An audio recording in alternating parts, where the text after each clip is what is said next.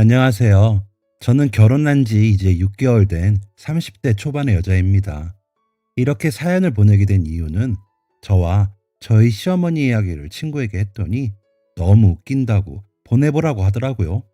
처음엔 저희 시어머니께서 혹시나 들으실까봐 걱정이 돼서 안 보내려 했는데 저희 신랑도 진짜 이런 집이 있겠냐? 웃기긴 하지. 라며 보내보라고 하더라고요. 정말 다행히도 남편은 항상 저의 편입니다. 시아버지랑 시누이도 저의 편이죠. 어떻게 그럴 수가 있냐고요? 그건 바로 대단하신 우리 시어머님 덕분이죠. 요즘에야 눈치 보시는지 잠잠하시지만 진짜 장난 아니신 분이거든요. 그런 시어머니를 제가 요즘 눈치를 보시게 하고 있답니다. 그게 가능하더라고요. 그래서인지 시아버님도 시누이도 열렬히 저를 지지해 주신답니다. 오죽하면 말이죠. 먼저 저에 대해 소개를 시켜드리자면 소위 말하는 K 장녀입니다. 남동생만 둘 있는 집 첫째라 좀 드센 편이죠. 저희 할머니께서 심한 남녀 차별주의자에 저희 엄마 고생시키는 걸 모르고 자라 그런지 거의 쌈딱에 가깝게 자랐습니다. 남동생들 챙기시느라 저나 저희 엄마를 힘들게 하신 할머니께 대드는 것부터 배운 거죠. 물론 아빠는 그런 저를 못마땅해 하셨지만 어린 제가 엄마를 지키는 방법은 그것뿐이었습니다. 그런데 엄마가 아무리 그래도 어른이신데 그렇게 대들고 그러면 안 돼. 차라리 안 들리는 척을 하고 듣지 마. 그러면 그렇게 날카롭게 안 해도 되잖아. 엄마 생각해서 그러는 거 아는데 너희 할머니가 사시면 얼마나 사시겠니? 그냥 맞춰드리자 하시더군요. 답답하고 화가 났지만 엄마의 눈빛이 너무 쓸쓸해 보여서 그냥 그러기로 했습니다. 그래서 그때부터 할머니께서 우리 장남 먹게 부침개 좀 해와라. 어디 기집애가 누나라고 남동생한테 주먹질이냐. 우리 막둥이 사탕 먹고 싶단다. 너가 가서 좀 사와라. 하시는데 안 들리는 척 했습니다. 처음엔 답답하신지 화를 내시던 할머님도 나중엔 포기하셨는지 저에게 아예 말을 안 거시더라고요. 그 방법이 통하자 저는 싫은 사람이 생기면 안 들려 전법을 써먹곤 했습니다. 그럼 상대방이 알아서 조용해지거나 멀어지거나 미안하다고 하더라고요. 일일이 싸우지 않아도 되니 편하기도 하고 신경 끄고 사니 저 역시 편하기에 정말 이 사람은 아니다 싶은 사람을 만나면 써먹는 필살기가 되어버렸습니다. 남동생들은 누나 완전 또라이야. 너 그러다 진짜 어디 가서 큰일 나. 하며 혀를 차기는 했지만 뭐 제 속 터지는 거 아니니까 그러거나 말거나 라고 생각했습니다. 취업을 하고 보니 진상 총량의 법칙이라는 말이 왜 나왔는지 알겠더군요. 그 집단에 진상이 없으면 그곳이 진상은 너다라는 말도요. 그만큼 우리의 곁에 진상은 넘쳐나게 있었습니다. 전 그런 그들에게 역시나 안 들려 방법을 써먹었습니다. 그들의 패턴도 비슷했습니다.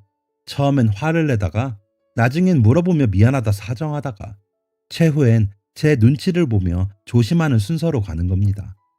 그 정도와 걸리는 시간의 차이만 있을 뿐 순서는 비슷했습니다. 그랬기에 저는 저만의 법칙처럼 안 들려 전법을 사용했죠. 물론 다 그럴 수는 없고 최악의 경우에만 그랬습니다. 회사 생활을 2년쯤 했을 때 팀장님 한 분이 이직해 새로 부임해 오셨습니다. 오시기 전부터 그분의 실력에 대한 소문은 이미 삽시간에 퍼져 모두들 기대가 컸죠.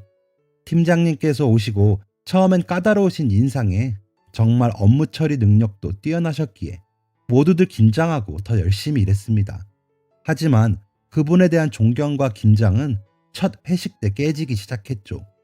술을 얼마나 좋아하시는지 평일 회식임에도 불구하고 막차가 끊길 때까지 부어라 마셔라 하는 겁니다. 물론 처음이니 가까워지고 싶으셔서 그랬을 거라고 믿어 의심치 않았습니다. 그러고 싶었던 거죠. 그분에 대한 기대가 컸던 만큼 실망하고 싶지 않았으니까요. 하지만 주 2회 회식을 3달 겪고 나니 이건 아니다 싶어졌습니다. 저뿐만이 아니었습니다. 이미 팀장님께 내 편으로 찍힌 남자 직원들은 집에도 못 가고 사우나에서 샤워하고 출근했다며 지쳐하는 기색이 완연했죠. 그 무리에 낀 저도 역시나 반 좀비가 되어가고 있었습니다. 살아야 했습니다. 살고 싶었습니다. 그래서 이번에도 역시나 저는 안 들려 전법을 사용했습니다. 물론 업무 시간엔 계속 그럴 순 없으니 회식 분위기가 잡힐 때쯤부터 저는 슬슬 안 들리는 척을 했습니다. 갑자기 제가 안 들린다고 하니 팀장님은 놀라신 듯 보였습니다. 하지만 기존의 직원들은 저의 이런 수법을 알고 있었기에 별말 않고 절 보내주더군요. 그러길 한 달쯤 되자 김희영 씨, 일부러 회식 가기 싫어서 안 들린다고 했던 거야? 회식도 업무의 일환 아닌가? 거기서 나오는 얘기들이 얼마나 피가 되고 살이 되는 이야기인데 좀 서운하네. 라며 팀장님의 회식 강요가 시작됐습니다. 그래서 팀장님, 제가 스트레스에 취약해서요. 신체적으로나 정신적으로 힘들면 난청이 생기거든요. 양해를 좀 해주시면 감사하겠습니다. 라는 저의 부탁에 처음에는 수긍하시는 듯 보였습니다. 하지만 회식에서 제가 나타나지 않을수록 중요 업무에서 배제되는 날들이 이어졌습니다. 아프면 회사를 쉬면 되지. 팀워크가 분위기 따라가는 건데 요즘 사람들은 참 이기적이야 하면서 대놓고 저를 저격하는 날들이 시작됐습니다. 저뿐이 아니라 회식에 불참하는 사람 모두에게 그러셨습니다. 그러면서 커피를 타달라, 복사해와라, 회의실 정리해라 같은 사무 보조들이 하는 업무만 시키더라고요. 더 이상은 저도 참기 힘들어졌습니다. 그래서 아예 팀장님을 없는 사람 취급하기 시작했습니다. 물론 안 보인다고 할 수는 없으니 눈에 보일 때 목례로 인사는 했습니다. 하지만 어떤 지시를 내리셔도 들리지 않는 척하기 시작했습니다. 회의를 하자고 하셔도 저는 들어가지 않았습니다. 잔심부름 시키시는 것도 안 들리는 척했죠. 그러면서도 제가 해야 할 업무들은 최대한 다 했습니다. 그래야 저도 명분이 생길 테니까요. 그러다 우연히 팀장님의 이상한 행보를 발견하게 되었습니다. 제가 안 들리는 척하기 2주가 지날 무렵 탕비실에서 차를 타고 있는데 말소리가 들리더라고요. 내용은 취업 청탁 같더군요. 뭐 흔히 있는 일이니 그러려니 했는데 문제는 회사와의 거래에 대해 협박처럼 말하고 있는 내용을 듣게 된 거죠. 그 말소리의 주인공께서는 팀장님이셨고요. 저는 그저 제 할 일을 하고 있었습니다. 탕비실로 들어서시며 처음엔 제가 있는 걸 보시고 놀라는가 싶더니 이내 제가 안 들린다고 생각하셨는지 통화를 마무리하시더라고요. 그래서 조카분께서 좋은 대학 나왔다더니 취직은 못했나 봐요. 라고 말씀드렸더니 깜짝 놀라시더군요. 상무님께서 거래처의 부당한 청탁 굉장히 싫어하시는데 모르셨어요? 라고 덧붙이니 아니 그게 아니고 우리 조카애가 어차피 붙은 건데 혹시나 싶어서 확인한 거야. 그리고 농담이지 농담. 거기 사장하고 나랑 친해서 라고 하시는 겁니다. 글쎄요. 상무님도 이 내용 하시면 농담이라고 생각하실지 모르겠네요. 하고 말씀드리니 당황하면서 김희영 씨 귀는 괜찮아? 하시더군요. 그래서 들렸다 안 들렸다 해요. 안타깝게도 지금은 괜찮네요. 저도 휴직하면 좋은데 목구멍이 포도청이라 일해야죠. 라며 탕비실을 나왔습니다. 자리에 돌아와 남은 업무를 하고 있는데 팀장님께서 절 부르시더군요. 안 들리는 척 했습니다. 그러자 제 자리까지 와서 절 부르시더군요. 안 들리는 척 했죠. 그러자 답답하셨는지 메일을 보내셨더라고요. 내용은 대충 그간에 미안했다. 자기가 친해지고 싶어서 그랬다. 자기가 뭘 고치면 좋겠냐. 통화 내용에 대해 더 이야기 나누고 싶다는 내용이었습니다. 그래서 저도 답장을 보냈습니다. 내용으로는 회식 불참으로 인해 저를 비롯한 다수가 부당한 대우를 받았다고 생각한다. 그래서 귀는 상태가 더 안 좋아지고 있다. 팀장님 방식의 회식은 안 하면 좋지만 정 안 되면 분기별로 한 번씩은 어떠시냐. 그리고 통화 내용은 상무님께서 아시는 게 맞는 거 아니냐. 업무에 있어 연관되고 있는 회식에 대해서도 함께 아시는 것이 좋겠다 라고 보냈던 것 같습니다. 그러자 답장으로 앞으로 회식 일절 안 하겠다. 이영 씨 몸이 안 좋다고 해서 쉴 수 있도록 한 것이었다. 업무 배제라니 말도 안 된다. 그간의 일들은 잊어달라는 답장이 왔더군요. 그래서 제보는 생각해 보겠다. 하지만 개선이 안 된다면 상무님께 그간 사정들과 제가 들은 내용을 말씀드리는 수밖에 없을 것 같다. 제가 귀가 안 좋다 보니 말소리가 들리면 버릇처럼 녹음을 한다는 사실도 알려드렸습니다. 전부는 아니지만 통화로 상대방의 협박성 말씀을 하실 때 녹음을 했거든요. 그날 잡혀있던 회식도 취소를 하시더군요. 그러더니 회식에 회자도 나오지 않는 2달의 시간을 보내게 되었습니다. 모두들 처음엔 좋아라 하다가 나중엔 의아해 하더군요. 그러시더니 아이 때문에 회식에 참석 못하시던 대리님께서 이영씨, 이영씨가 한 거야? 회식하는 거 싫어했잖아 라고 하시더군요. 글쎄요 하고 말하며 웃었더니 어떻게 한 거야? 안 들린 척하면 되는 거야? 하면서 웃으시더라고요. 하지만 업무적인 요소들은 여전히 불평등했기에 저는 좀 화가 나고 있었습니다. 그러던 어느 날 인사과에서 저를 불러 팀장님의 그간 행적에 대해 물으시더군요. 업무에 대한 차별에 대해 물으시기에 회식 강요가 심하시더니 회식에 불참하면 중요 업무에 참여하지 못하거나 잘한 일들도 공로를 뺏기곤 했습니다. 얼마 전부터는 회식은 강요 안 하기 시작하셨지만 업무에 대한 차별은 여전하시고요. 라고 말씀드렸죠. 그러자 거래 업체에도 부당한 일들이 일어나 제보가 들어왔습니다. 혹시 아시는 것 없나요? 하시기에 녹음한 내용을 들려드릴까 하다가 거기까지는 하고 싶지 않았습니다. 그래서 없다고 하자 조사받으시면서 최 팀장님이 김희영 씨가 제보했냐고 여러 차례 물으시더라고요. 그래서 결정적인 자료가 있으신가 했습니다. 하더라고요. 그래서 이런 거 말씀하시나요? 하고 녹음본을 들려드렸습니다. 자칫 저까지 엮어서 이 인간이 말을 만들겠구나 싶었거든요.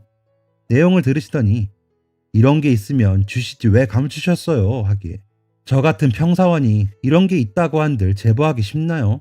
팀장님께서 먼저 그렇게 저를 들먹이셨다니 최후의 수단으로 드린 거죠. 라고 말씀드리니 수긍하시더군요. 팀장님은 그 일을 계기로 퇴사를 하게 되었습니다. 소식을 듣고 혹시나 저에게 따지시거나 해코지랄까 두려웠는데 인사실에서 잘 이야기를 하신 건지 오히려 저에게 미안하다 사과를 하시고 가시더라고요. 사무실은 한동안 혼란스러웠지만 상무님께서 직접 처리를 하시며 진정이 되었습니다. 그 일을 계기로 저는 안 들려 전법을 안 쓰기로 결심했습니다. 괜히 그런 일에 말려 들어간 것 같기도 하고 유치하다는 생각에 현타가 왔다고 해야 할까요? 함께 근무하던 남자친구는 좀 유난스러워 보이고 이상하지만 너만의 방법이니까 라고 했다가 팀장님이 그만두시자 자기야 진짜 대단하다 나도 써먹을까? 하며 좋아하더군요. 하지만 제가 다시는 안 그러겠다고 했더니 그래 괜히 그런 일에 휘말려서 놀랐지 앞으로 그런 일이 안 생기겠지 하더군요. 저도 제가 다시 안 들려 전법을 사용할 일이 없을 거라고 생각했습니다. 특히나 결혼 생활이 있어서는 더 그럴 일이 없을 거라고 생각했죠. 팀장님과의 일이 있고 2년이 지나고 저와 제 남자친구는 결혼식을 했습니다. 결혼을 하고 얼마 후 남편은 규모가 좀 더 큰 회사로 직급을 내리며 이직을 했고 전 대리로 승진을 했습니다. 그러자 시어머니께서 너는 좋겠다. 잘난 우리 아들이랑 이렇게 결혼해서 아휴 그렇게 큰 회사로 휙휙 옮기고 아주 능력이 이렇게 좋은 남자랑 어떻게 결혼했을까 싶지 하시는 겁니다. 그래서 어머니는 좋으시겠어요. 승진도 잘하는 며느리 보셔서요. 월급도 제가 더 많아요. 신랑은 자기보다 제가 대리된 게 더 빠르다면서 대단하다고 하던데요. 라고 하니 그 째까나 회사에서 대리된 게 뭐 그리 대단하니 하시더군요. 어머니 신랑도 여기서 대리 달고 과장도 해서 지금 회사 간 거예요. 라며 웃었더니 신경질을 내시더군요. 뭐 그러려니 했습니다. 워낙 어릴 때 할머니께 당했던 내용들이라 마음이 상하지도 않더라고요. 더한 일들도 많았으니까요. 그저 앞으로의 결혼 생활이 평탄하진 않겠구나 싶었습니다. 그래서 남편에게 어머님 계속 저러시면 나도 곱게는 못 넘어가. 알지? 라고 이야기했습니다. 그러자 남편은 제발 그냥 넘어가지 마. 나도 나 어릴 적부터 엄마 저러는 거에 너무 질려. 누나랑 여동생도 고생 많이 했거든. 누가 봐도 누나가 공부도 더 잘했고 더 잘났는데 그걸 칭찬 한 번 안 하시더라. 여동생도 막내인데 막내 대우도 못 받고 컸고 자기까지 그런 대접 받는 거 싫어. 근데 나도 좋게는 얘기해 보겠는데 막 못되게는 못해. 솔직히 그렇게 나한테 지극정성으로 하셨는데 마음이 아파. 라더군요. 그래서 그럼 나 하는 대로 가만히나 있어. 나중에 딴소리 말고 내가 잘못했다고 하지도 말고 알았어? 라며 확답을 받았습니다. 저희 시어머니는 아드님께서 최고이신 분이거든요. 시아버지도 필요 없고 외국 회사에 다니는 큰 신우는 시어머니랑 싸우다 외국에서 지냈는 걸로 알고 있고요. 막내 작은 신우이는 어머니의 등살에 싫은 소리 한 번을 못하고 컸다고 알고 있었습니다. 시아버지께서 딸들 챙기시며 엄청 고생하셨다고 들었습니다. 결혼하고 신혼여행에서 돌아왔을 때에도 시아버지께서 나는 다 좋다. 너희만 행복하면 너희 시어머니랑 나랑은 신경 쓰지 말고 혹시나 우리가 나이 들면서 실수하는 게 있거든 알려주렴 하셨습니다. 시어머니께서는 우리 아들 아까워서 더 있다가 장가 보내고 싶었는데 난 이제 어떻게 사니? 라며 우셨습니다. 이때부터 시어머니와의 관계가 쉽진 않겠다 싶었습니다. 그 전까지는 이런지 눈치를 못 챘거든요. 그래서 남편에게 각서를 쓰게 했습니다. 어머니와의 문제가 생기면 무조건 아내 김희영 편을 들겠습니다. 만약 위 사항을 어길 시 아내 김희영이 하자는 모든 것을 이행하겠습니다. 라는 내용의 각서를 쓰게 했죠. 남편은 무조건 오케이를 외치더니 흔쾌히 사인을 했습니다. 남편에게 이런 시어머니가 있을 거라고는 상상도 못했습니다. 회사에서 본 남편은 항상 올곧고 여직원 남직원 이런 성별 구분 없었거든요. 그리고 항상 약자의 편에서 점잖으면서도 부드럽게 대해주기도 했고요. 제가 그 팀장님과 일이 있을 때도 다들 절 피하는 분위기일 때 괜찮냐고 다독여주기도 했고요. 그래서 제가 먼저 고백해 사귀게 되기도 했죠. 이 사람이라면 불합리한 일로 나를 힘들게 하진 않겠다 싶었거든요. 그런데 시어머니가 갑자기 이러시니 당황스러웠습니다. 큰 신우가 영상통화로 결혼 축하한다고 이야기하면서 우리 엄마 쉽지 않을 거예요. 그래서 나도 이렇게 외국에서 살고 있지만 난 신우이라고 우리 엄마 편은 아닐 거야.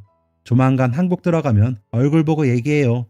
했을 때 눈치를 챘어야 했는데 그때는 무슨 얘기인지 가늠도 하지 못했습니다. 하지만 이제 어느 정도 눈치가 챙겨지더군요. 할머니께서 돌아가시고 제 남동생들에게 제가 세뇌하듯이 할머니의 방식이 얼마나 잘못된 건지 이야기를 했을 때 남동생들이 누나, 우리도 알아. 엄마 고생하시는 거 우리도 봤어. 우리 그렇게 쓰레기 아니야. 했던 것처럼 다시 시작해야 할까봐 걱정이 됐습니다. 그런데도 다행히 시아버님과 시누이도 시어머님의 이런 점을 좋아하지 않으시더군요. 시누이는 언니, 엄마가 하는 말 신경 쓰지 마세요. 저한테도 잘 저러세요. 언니도 맨날 그러다가 외국 간 거잖아요. 언니는 결혼도 안 한대요. 저는 딸만 낳아서 공주처럼 키울 거예요. 라며 조용히 와서 얘기할 정도더라고요. 그래서 남편에게 물어봤습니다. 아니, 다른 식구들은 안 그런데 어머님은 왜 남녀 차별이 심하신 거야? 라고요. 그랬더니 내가 이모만 6이야. 알지? 7자매 중에 우리 엄마가 막내잖아. 외할머니께서 왜 너까지 딸이냐고 엄청 구박하셨대. 뭐 다른 이모들도 마찬가지였겠지. 그런데 우리 아빠랑 결혼하고 보니 우리 친할머니가 엄청 부드러우시고 좋으시더래. 그때 느끼셨다 하더라. 아들 가진 엄마는 여유가 있어서 저럴 수 있다고. 사실 우리 친할머니는 아들이건 딸이건 아무 상관없으셨는데 우리 아버진 남자 형제만 넷이시거든. 그래서 며느리들한테도 한 번도 힘들게 하신 적이 없어. 얼마나 좋으셨다고. 외할머니께서 돌아가시면서까지 내가 아들이 없어서 상주는 누가 하나 하면서 돌아가셨거든. 그때 우리 엄마가 아들에 대한 집착 같은 게 생기셨나 봐 라고 답하더라고요. 저희 할머니도 아들이 귀한 집에서 태어나셔서 아들이 귀한 집으로 시집을 와서 저희 아버지를 낳으시고 흰 쌀밥 드셨다고 하시며 저희 아버지를 엄청 귀하게 여기셨거든요. 비슷한 맥락의 이야기로 느껴져 안타까우면서도 화가 났습니다. 그래도 그때는 그랬지라고 하시면 할 말은 없지만 그러한 이유로 부당한 대우를 받고 싶진 않았습니다. 어릴 때 할머니에게 받던 차별 때문에 아팠던 마음이 다시 기억나는 것 같았거든요. 그래서 다시 그 반항심이 고개를 들며 나타나는 것 같았습니다. 그렇게 남편에게 다짐을 받고 그렇게 결심을 했는데도 시어머님의 행동에 의연할 순 없었습니다. 하지만 뭐 이 정도쯤이야 싶어 눈에는 눈, 이에는 이 방식으로 대응해 드렸죠. 한 번은 시댁에 도착하니 마늘을 잔뜩 펼쳐놓고 까자고 하시더라고요. 그래서 묵묵히 까고 있는데 남편이 눈치가 보였는지 같이 하자며 함께하고 있었습니다. 그러자 시어머니는 넌 이런 거 못하잖아. 가서 쉬어. 이거 얼마나 한다고. 라고 하시더군요. 그래서 저도 일어나면서 어머니 저녁을 시켜 먹을까 봐요 했더니 넌 왜 일어나니? 하시더라고요. 저도 이런 거 잘 못하거든요. 쉬고 싶기도 하고요. 어제 너무 힘들게 일했더니 피곤하네요. 라며 웃어드리고 남편 방에 가서 누웠습니다. 그러자 저희 시아버지는 그럼 우리 며느리도 일하러 다니느라 힘들지. 이거 치워놨다가 애들 가면 합시다. 에휴 갑자기 왜 이런 마늘을 샀어? 원래는 다 까져 있는 거 사면서 하시더군요. 그러자 시누이는 아빠 이거 베란다로 옮길까요? 하며 마늘은 다 치워버리더라고요. 그날은 그렇게 남편과 낮잠을 자고 일어나 저녁 먹고 집으로 왔습니다. 시어머니 표정은 잔뜩 뿔이 나셨지만 별 말은 없으시더라고요. 남편은 잘했다며 별말 없었고요. 얼마 뒤 시어머니께서 업무 시간에 전화를 하셔서 받아보니 너는 언제 안부 전화하니? 아주 내가 기다리다가 목이 빠지겠다. 매일 와서 인사하라는 것도 아닌데 너무한 거 아니니? 하시더군요. 바쁜데 겨우 짬을 내어 받은 전화였는데 그렇게 말씀하시니 욱하더군요. 그래서 알겠습니다 하고 끊었습니다. 그리고 다음날 새벽 4시 30분에 알람을 맞춰 놓았다가 어머니께 전화를 드렸습니다. 어머니, 제가 회사에 출근했다가 퇴근하고 저녁 먹고 하면 정신이 없어서요. 지금밖에 시간이 안 될 것 같아요. 오늘도 즐거운 하루 되세요. 하고 전화를 끊었습니다. 시어머니는 잠결에 놀라셨는지 그래, 그래 라며 잠긴 목소리로 받으시더군요. 그리고 그 다음 날도 계속 전화했습니다. 한 일주일 했더니 예, 아무리 그래도 이 시간은 너무한 거 아니니? 너 때문에 이 시간에 일어나면 내가 잠을 못 자. 아주 너무 피곤해 하시더군요. 그래서 어머 그러셨어요? 저는 지금 일어나서 운동하고 출근하거든요. 어머니가 하도 여자는 부지런해야 한다고 하셔서 이 시간에 일어나시는 줄 알았어요. 했죠. 그랬더니 난 이 시간에 자니까 전화하지 말아라 하시기에 어머니 그럼 전 이 시간밖에 시간이 안 돼서요. 안부 전화는 못 드리겠어요. 라고 말씀드리니 아휴 알았다. 알아서 해. 라며 전화를 끊으시더군요. 그런 통화 내용을 듣던 남편은 자던 중에도 웃더니 우리 엄마 또 한 방 먹었네 하더군요. 남편은 웃었지만 저는 속이 상했죠. 자꾸 별거 아닌 걸로 저를 들들 볶으시니까요. 또 한 번은 주방 일을 저에게만 시키시기에 여보 와서 좀 도와줄래? 숟가락만 놓으면 될 것 같아요. 라고 하니 너는 나이도 어린 내가 왜 그렇게 신랑을 못 시켜 먹어서 그러니? 하시더군요. 그럼 나이 순으로 일하는 거면 아가씨가 다 해야 되는 거 아니에요? 부부끼리 그런 게 어딨어요. 맞벌이에 월급도 제가 더 많은데 라고 하자 너는 그 말대답 이라며 흥분하시더라고요. 그래서 어머니 정말 제가 말대답하는 걸로밖에 안 보이세요? 어머니 이러시는 거 요즘 사람들 다 싫어해요. 전화 되니까 대꾸라도 해드리고 말씀드리는 거예요. 고치셔야 되는 건 얼른 고치셔야죠. 라며 웃으며 말씀드렸습니다. 그랬더니 얘가 진짜 끝까지 야 나가 가 하시기에 네 안녕히 계세요 라고 옷 챙겨 나왔습니다. 물론 남편은 얼른 제 옆에서 엄마 갈게요 하더니 나오고요. 그렇게 집으로 왔더니 어머니가 전화하셔서는 야 가란다고 진짜 가니? 그리고 갈 거면 너 혼자 가지 내 아들은 왜 데려가? 라고 하셔서 어머니가 가라고 하셔서 나온 건데 그렇게 말씀하시면 어떡해 해요. 그리고 신랑은 본인이 그냥 저 따라 나온 거예요. 제가 가자고 한 거 아니고요. 신랑 바꿔드려요 라고 했죠. 그랬더니 됐어 너 아주 그러다 시부모 안 보고 산다고 하겠다 라고 하시기에 에이 제가 또 그러진 않죠. 어머니 말씀 잘 따르라 그래서 그대로 한 건데 자꾸 뭐라고 하시면 좀 서운해요 라고 했더니 아유 진짜 라더니 전화를 끊으시더군요. 그렇게 전화를 끊고 나서 자기야 아무 말도 안 하면서 기다려주는 것도 고마운데 당신 엄마니까 당신이 얘기 좀 해 라고 남편에게 했더니 알았어 나도 얘기하기는 해. 그런데 그때마다 자기한테 더 전화하시는 걸 어떻게 해. 우리 엄마 고집을 누가 꺾냐. 당신이나 되니까 그 정도 할 수 있는 거야 하더군요. 부글부글 올라왔지만 그래도 아직은 웃으며 말할 수 있으니 참아보자 싶었습니다. 그러다 일이 터졌죠. 아버님이 은퇴를 하시고 그래도 손 놀리는 거 싫다고 하시면서 청소일을 시작하셨습니다. 어머님도 함께 다니신다고 하시더라고요. 그래서인지 한동안은 집으로 오라는 말씀도 없으셨고 연락도 뜸하시더군요. 그러려니 했죠. 두 분이 운동도 될 겸 다니시는 거라고 하셨으니 크게 생각하지도 않았고요. 오히려 아버님은 몸을 움직이니 좋다고도 하셨거든요. 그런데 어머님이 허리도 너무 아프고 힘들어서 못하겠어. 그런데 또 벌다가 못 벌면 그렇잖아. 생활비가 달라지니까 너 월급 얼마 받니? 하시는 겁니다. 어머님, 제 월급은 왜요? 그건 저희 엄마도 모르시는데. 저 일 그만두면 어머님이 그만큼 주시게요? 하고 여쭤보니 니네가 이제는 용돈 좀 줘야지. 언제까지 우리가 벌었으니. 너희 시아버지께서도 아프신데 억지로 나가시는 거지. 청소가 보통 일인 줄 아니? 라는 겁니다. 저희 반반 결혼했고 각자 부모님께 손 안 벌리고 대출 꽉 채워받아 전세 살고 있어 아기도 아직 못 갖고 있는데 부모님 용돈이라니요. 가당치도 않는 말씀이라 어머니 저희도 힘들어요.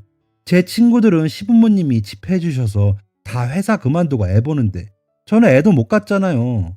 그리고 용돈은 어머님만 드려요. 저희 부모님까지 드리려면 저희 대출은 언제 갚아요? 라며 더 우는 소리를 했습니다. 그러자 너 아주 웃긴다.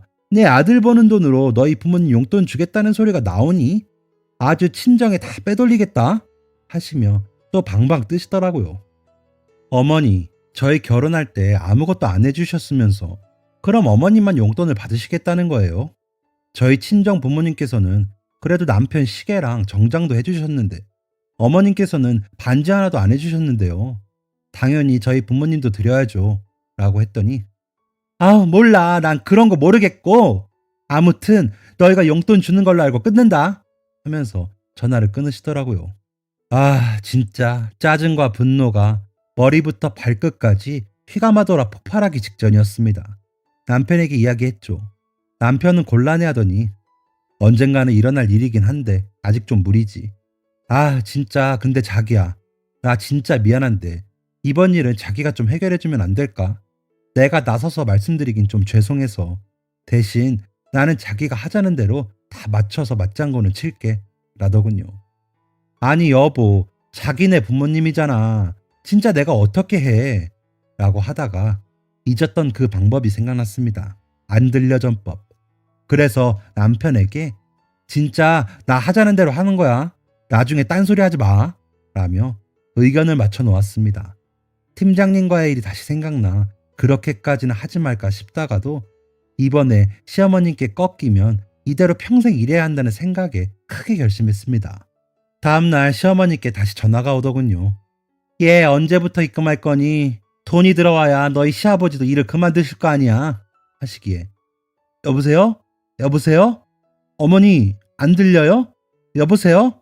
하며 여보세요? 어머니 안 들려요. 어머니 말씀하세요 하다가 끊어버렸죠. 다시 저녁이 되자 휴대전화 화면에 아버님이라며 이름이 뜨기에 어머님이라는 것을 알았습니다. 야, 안 들려? 하시기에 여보세요? 아버님, 아버님, 안 들려요. 어떻게 해요? 하면서 우는 소리를 하면서 남편을 바꿔줬습니다. 그러자 남편이 엄마, 애한테 도대체 뭐라고 한 거예요? 갑자기 소리가 안 들린대요. 병원 가봐야 할 것 같아요. 엄마가 스트레스 줘서 그런 거 아니야. 그러니까 내가 좀 내버려두라고 했잖아요. 이제 어쩔 거야. 라며 화를 내고 전화를 끊었습니다. 다음날 저녁 어머님과 아버님이 오셨더군요. 저는 계속 안 들리는 척했죠. 일부러 목소리 크게 하며 오셨어요? 안 들려서 대답을 못해요. 라고 인사만 했습니다. 그러자 어머님께서는 이리저리 제 뒤에서 박수를 쳐보시며 안 들리냐고 하시더군요. 아버님께서 그런 어머니를 보시며 그만해. 애가 아픈데 이게 무슨 짓이야. 어른이 채신 없이. 얼마나 답답하겠어? 사돈 어른들은 아시니? 정말 면목이 없구나. 하시며 어쩔 줄 몰라 하시더군요. 그런 말까지 안 들리는 척 해야 하니 저도 답답했습니다. 하지만 이겨내야만 했습니다. 그런데 갑자기 제 귀에 손을 대고 모아서는 야! 하면서 크게 소리를 치시더군요. 위기였지만 안 들려 전법이 제가 몇 년이겠습니까? 오히려 시어머니가 거기 계셨다는 걸 몰랐다는 듯이 밀면서 넘어졌습니다. 그러면서 놀랐다는 듯이 표현하면서 말도 못하는 척하기 시작했습니다. 하면서요. 어머, 진짜로 안 들리나 봐. 이제 말도 못해? 저런 병 있는 거 알았니? 얘 이거 사기 결혼 아니니? 남편에게 말하시더군요. 그러자 남편은 엄마 때문에 스트레스 받아서 그런 건데 무슨 사기 결혼이야. 진짜 나 장인어른이랑 장모님 어떻게 봐. 진짜 왜 그래. 그럴 거면 가셔요. 오지 마. 당분간 우리 연락도 말고 알아서 살아. 라며 화를 내더군요. 어머, 내가 넌 어떻게 키웠는데 어쩜 그렇게 말하니. 그래, 이제 너 안 사람만 중하고 부모는 필요 없다 이거지. 부모 용돈 주는 게 그렇게 아까워서 스트레스 받을 일이야? 정신 차리라고 따귀를 때려도 모자라고만 편을 들어? 라고 하시는데도 저는 안 들리는 척 입모양만 보면서 관찰한 척 했습니다. 아버님은 그런 제 손을 잡으시더니 미안하다 미안해 라고 하시더니 가요 가. 제발 도대체 왜 잘 지내는 애들을 이렇게 못 살게 굴어? 우리 어머님께서는 당신처럼 하시지도 못했어. 이게 무슨 심술이야. 이런 걸 노망이라 그래. 제발 갑시다. 라고 하시며 어머님을 모시고 가시더군요. 그렇게 가시고 나니 남편이 미안. 우리 엄마가 저 정도라고는 생각도 못했네. 성격이 세시다고만 생각했지 저렇게 못됐다고 생각도 못했어. 라며 사과를 하더군요. 그래서 이제라도 알아서 다행이다. 그래도 난 아직 꺾을 생각 없어. 어머님도 그래 보이시고 나 더 할 거니까 그런 줄 알아. 라고 이야기하니 남편은 고개만 끄덕이며 한숨을 쉬더군요. 그렇게 3일이 지났을 즈음 토요일 아침이라 늦잠을 자는데 아침부터 신우에게 전화가 왔습니다. 오빠! 엄마가 쓰러져서 지금 병원으로 가고 있어. 라면서요. 저희 집에 다녀가신 후에 알아누우셨답니다. 식사도 안 하시고 앓는 소리만 내시다가 아침에 화장실 다녀오시면서 쓰러지셨답니다. 시아버지와 시누이가 병원으로 모시고 가고 있다는 겁니다. 그래서 여기서 흐트러지면 안 된다고 다짐을 하고 갔습니다. 도착해보니 시어머니는 주무시고 계시고 시아버지와 시누이는 의사 선생님과 얘기 중이더군요. 남편은 그쪽으로 가고 저는 시어머니 곁으로 갔습니다. 인기척에 눈을 뜨신 시어머니께 어머, 해가며 몸짓을 하니 어머니가 가만히 절 보시더군요. 그러시더니 우시면서 예, 이제 내가 안 그럴게. 미안하다. 그동안에 아들만 보고 살다가 며느리 보니 괜히 심술이 나서 그랬는데 생각해보니 너도 오죽하면 그렇겠냐 싶더라. 미안하다. 내가 미안해. 너희 시외할머니가 아들 없는 서름을 그렇게 이야기하셔서 나까지 한이 됐는데 아들 낳았더니 그게 그렇게 좋더라. 그래서 아들 가진 생색 좀 내고 싶었다. 근데 가만 누워서 생각해보니 너희 시할머니가 얼마나 좋으셨는지 생각이 나면서 부끄럽더라고. 미안하다. 내가 어리석었어. 라고 하시더군요. 그래서 조용히 손을 잡아드렸습니다. 그러고 있는데 남편과 시아버님, 시누이가 오더군요. 저와 시어머니가 잡은 손을 보더니 별말 없이 자리를 지키다 서로 마주보고 웃었습니다. 그 후로는 저희 시어머님의 억지 소리는 사라졌습니다. 대신 손주 타령이 늘긴 했지만 그 정도는 참을 수 있습니다. 시누이는 언니가 조금만 빨리 시집 왔으면 저도 고생 덜해서 좋았을 걸 그랬어요. 언니 고마워요. 하더군요. 요즘 막내딸에게 부쩍 잘해주고 계신다고 해요. 어머님 어릴 적 모습이 이제야 생각이 나셨다고 하시더라고요. 그 덕에 시누이 얼굴이 많이 좋아졌답니다. 외국에 있는 큰 시누이와도 통화도 자주 하시면서 대화를 많이 하시는 중이라고 하시더라고요. 그런 제 이야기를 친구에게 해줬는데 깔깔거리며 너무 웃기다고 하더라고요. 저는 진짜 심각했는데 자칫 평생 말 못하는 척하면서 살 뻔했잖아요. 이제는 진짜 다시는 안 들려 전법 안 쓰고 살고 싶습니다. 제발요. 지금까지 사연 들어주셔서 감사합니다. 사연이 재밌으셨다면 구독과 좋아요를 눌러주세요. 감사합니다. 안녕히 계세요.